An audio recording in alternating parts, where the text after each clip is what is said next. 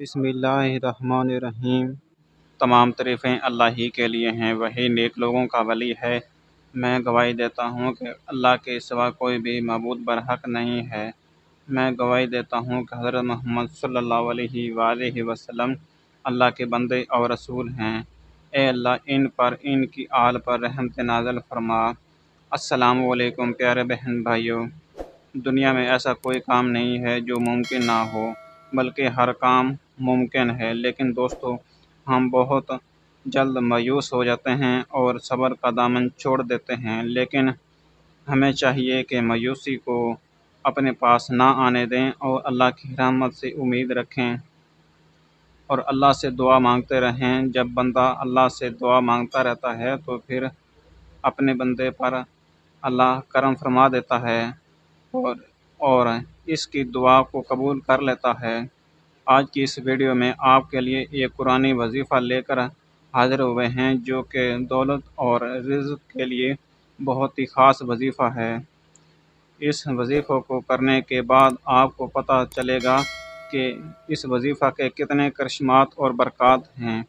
ایک بات یاد رکھیں، وظیفہ کو آپ نے آزمانے کی نیت سے نہیں کرنا، بلکہ پورے یقین کے ساتھ کرنا ہے۔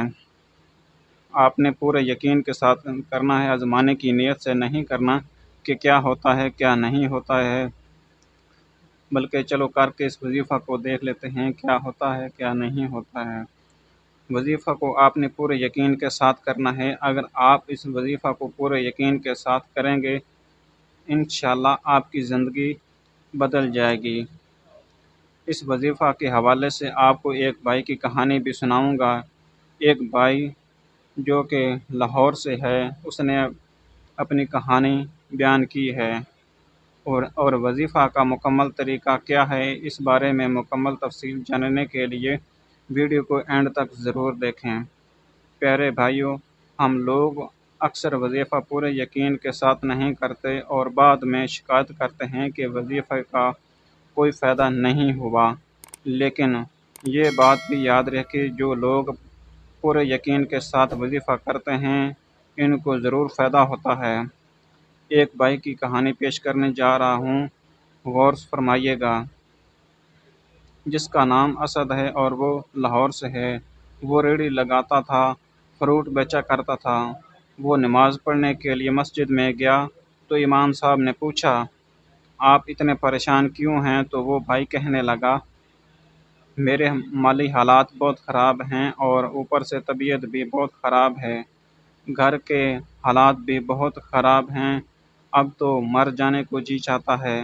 تو امام صاحب کہنے لگا، آپ ایسی باتیں کیوں کرتے ہیں؟ اللہ کی رحمت سے مایوس نہ ہوں۔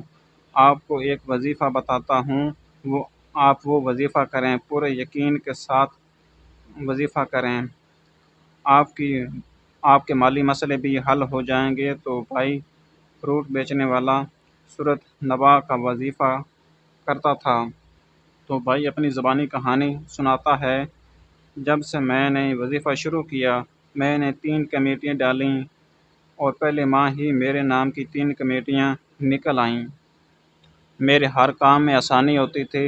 میں جو بھی کام کرتا تھا اللہ تعالیٰ اس میں برکت ڈال دیتا تھا اور میں نے اللہ کا لاکھ لاکھ شکر ادا کیا، میرے سارے مالی مسئلے ختم ہو گئے۔ سورۃ نبا کا وظیفہ آپ نے کس طرح کرنا ہے؟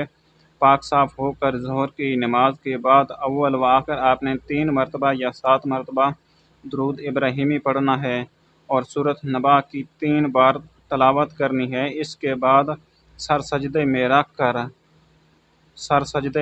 رکھ کر اللہ سے خوب باتیں کرنی ہیں اور اللہ سے اپنے دکھ بیان کرنے ہیں اور پھر اللہ سے اپنے مالی مسائل کے لیے دعا کرنی ہے۔ یاد رہے، وظیفہ آپ نے پورے یقین کے ساتھ کرنا ہے اور اس گمان سے دعا مانگنی ہے کہ اللہ آپ کی دعا ضرور پوری فرمائے گا۔